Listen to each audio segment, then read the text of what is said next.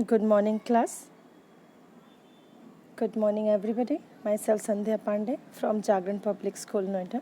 Students, today we will discuss the chapter The Open Window by Saki.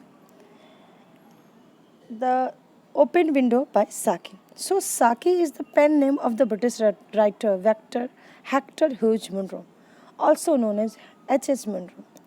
In The Open Window, possibly his most famous story, social conventions and proper etiquette provide cover for a mischievous teenager to wreak havoc on the nerves of an unsuspecting guest. So, students, if we will talk about the introduction of the chapter, the open window brilliantly portrays how one's nerves affect his or her personality. As Frampton embarks on a trip intended as a nerve cure, and he finds himself in an unfamiliar situation that ultimately has a negative effect on his seemingly nervous personality. So, the author explores three important themes in the story: the open window. First, Saki explores the concept of chaos by disrupting the otherwise tranquil household with tragic death. The open window becomes the channel by which these ghastly figures disrupt the peace of the home. Next, Saki explores the concepts of empowerment in the form of Vera. Though only a child, she is repeatedly able to deceive adults with her imaginative favors. She was a fantastic girl student. 15-year-old Vera, she was having a fantastic ability as to create imaginative stories. Okay, whereas tell is more believable. Lastly, the author examines the two main character desires to escape. Vera desires to escape the adult world in which she feels trapped.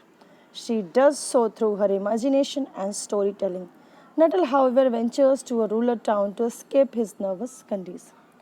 Students, if we will talk about the theme of this chapter, the open window, the main themes in the open window are appearances versus reality. Okay, the discomfort of company and the suspension of disbelief.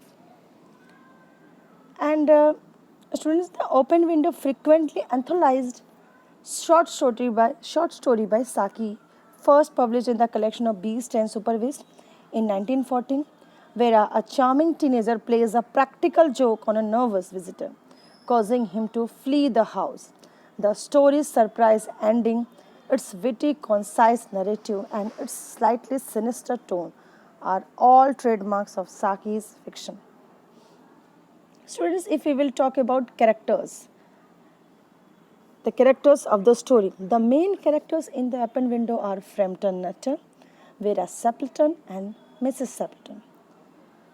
Actually, student, Sapleton, Mr. Nuttall, Frampton Nuttall, is a visitor to the area and to the home. He suffers from a nerve condition and thus could be described as neurotic.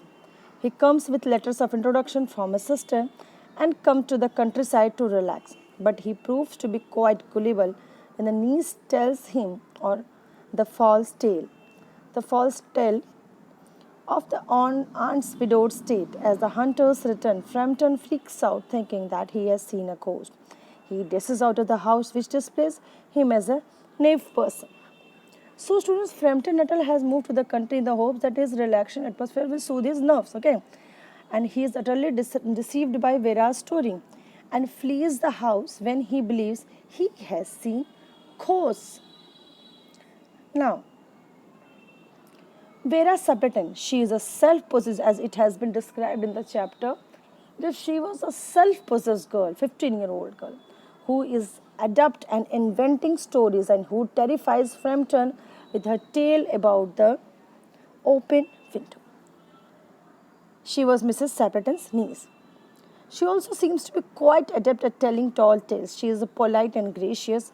When she meets Frampton Nuttall after fulfilling the role of hostess, she proceeds to question Frampton about his acquaintances and how well he knows about her aunt. Though the questions Vera measures what kind of stories he can tell and have Frampton believe in. She describes how her aunt's husband passed away in the box. When the Frampton sees the same man approaching the house shortly after, the story, he turns towards Vera. He sees Vera staring out of the open window in horror. And thus Vera successfully sells her story. Now, next is Mrs. Sapleton. She is Vera's aunt. She is a cheerful woman who attempts to engage Frampton in light conversation and is surprised by his sudden exit. Now, the open window summary and analysis of the open window. So, students, here we'll start the summary of the interesting chapter by Saki. The Open Window by Saki is a 1940 short story about Frampton Nuttall, who is frightened by the fanciful lies of his new neighbor's niece Vera. Now, Frampton Nuttall is a single man in a new town. His sister has arranged for him to meet several of her acquaintances to prevent him from becoming lonely there.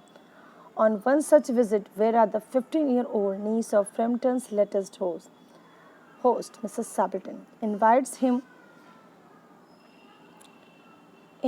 him to sit and wait with her while her aunt reads. As he waits, Frampton anxiously thinks about an appropriate way to compliment the young girl while reserving the highest flattery for her aunt. However, before he can decide what to say, Vera breaks the silence and asks Frampton whether he knows how many people in town. Now,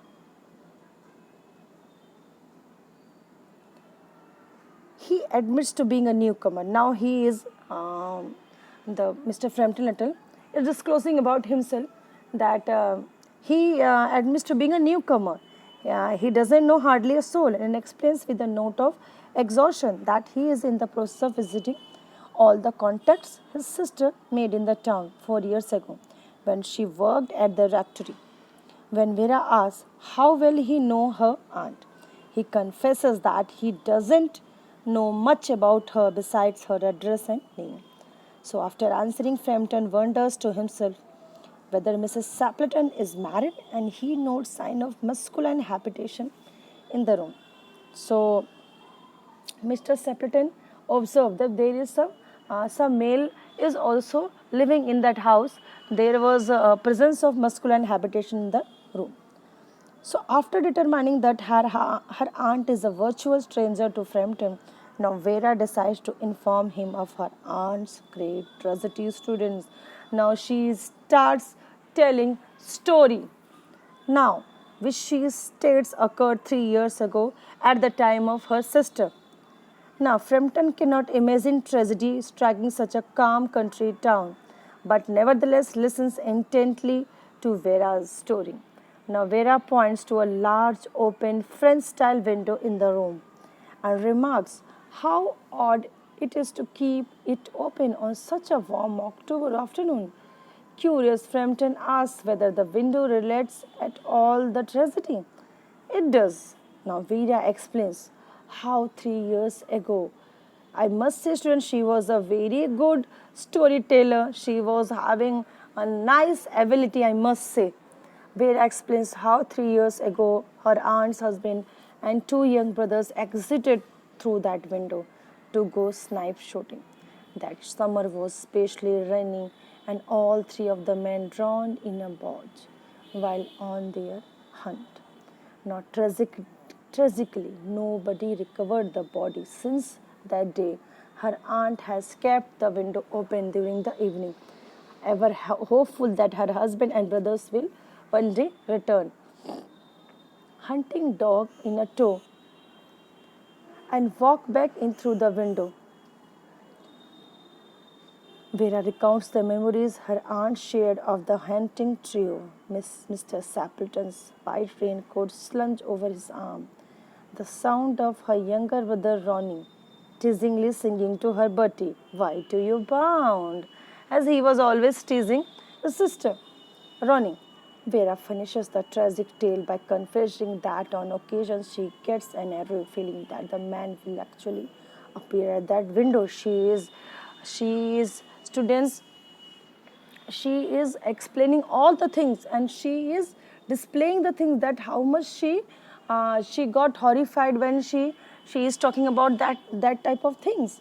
Now, just as Vera finishes her story, Mrs. Sapleton enters and she immediately apologizes for the open window and explains that she has left it open for her husband and brother who should soon return from shooting.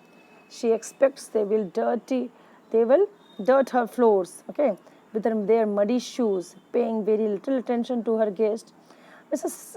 Sapleton continues to talk about shooting, lamenting how few snipes there are this season, and expressing hope that winters will bring a healthy supply of ducks. Actually, students, when Mrs. Sapleton was talking to Mr. Nuttall, she was not heeding attention to Mr. Nuttall, as she was her eyes was already through the open window only. Frampton listens aghast at the grimness of the situation. He attempts to shift the conversation away from the hunting expedition, but Mrs. Sapleton cannot be redirected, frequently looking expectantly out the open window as she prattles on about hunting. So, in a final desperate student attempt to shift the conversation, Frampton explains the trouble he is been having with his nerves. Mrs. Sapleton cannot contain her yawn as Frampton details the differing medical opinions regarding the proper diet for a man in need of a nerve cure. Now, suddenly Mrs. Sapleton jumps to attention and excitedly remarks that the hunting party has finally returned. Now, unbelievingly, students, what happened to Mr. Nuttall? You just can't imagine that Mrs. Sapleton jumps to attention, but Frampton looks to Vera, expecting to share with her a look of pity at the depth of now Mrs. Sapleton's delusions.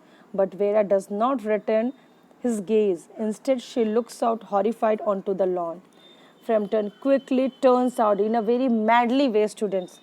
Frampton quickly turns towards the window and notices the still outs of the three men, each armed, walking towards. He just grabbed his things like a mad people. He just grabbed all this, his hat, his stick, and he just ran out of the house. And one of them has a white coat draped over his arm. Following just behind is the still out of a small hunting spaniel. The men enter the house and one of them sings out, "Bertie, why do you pound?" At that moment, Frampton grabs his belonging and bolts out of the house, narrowly escaping a collision with a passing cyclist on the street. One of the men, presumably Mr. Sapleton, asked Mrs. Sapleton about Frampton's quick exit. Why that? Who was that man? Now Mr. Sapleton asked to Mrs. Sapleton, who was that man? She explains that the fleeing man is named Mr. Nuttall and wonders why he looked as though he had seen a ghost. Now Mrs. Sapleton is also surprised why he had exited in that way without saying any words. Why he do this? Now just then Vera interjects that it must have been the dog that frightened Frampton. Now student, I have told you earlier, she was an excellent storyteller. Now she again weaves a story, and just then Vera interjects that it must have been dogs have frightened Frampton. She then tells a short, extravagant story detailing Frampton's supposed deep phobia of dogs, stemming from an awful incident in which a pack of dogs chased him through a South Ocean cemetery and forced him to hide away all night in a freshly dug grave. So he was lastly Vera tells about Mr. Nuttall that he was scared by dogs, so that he saw that spaniel. He saw a spaniel, and from spaniel, Mr. Nuttall was very much horrified, so that he exited. This was the story she weaved about Mr. Nuttall. So here is the student analysis of the story. What is the analysis of the story? So the story has a tripartite structure, okay, and the first part beginning with the conversation between Vera and Frampton, and the second with the entrance of the aunt, and third with the return of the hunting party. Saki employs flashback to divide these three parts. interrupting the present with a story within a story inspired by Vera's imagined past. Like many of Saki's stories, the open window features a surprise ending when the reader discovers that Vera, whose name signifies veracity, means truth, is ironically anything but truthful. Just as Vera tricks Frampton, so Saki tricks readers by leading them to believe that Vera is a credible storyteller, I must say, okay? And he does this in part by making Vera a young girl. In Saki's time, it was rare for a woman to be portrayed as cunning or convincing. Now, students, I must say that the story actually was very humorous and it was very interesting one. Some supernatural uh, environment was also there. I think you have enjoyed the story. Here the artists are also there. You can write down. Thank you so much for joining, students. Thank you so much for stay at home. Stay safe. Thanks a lot.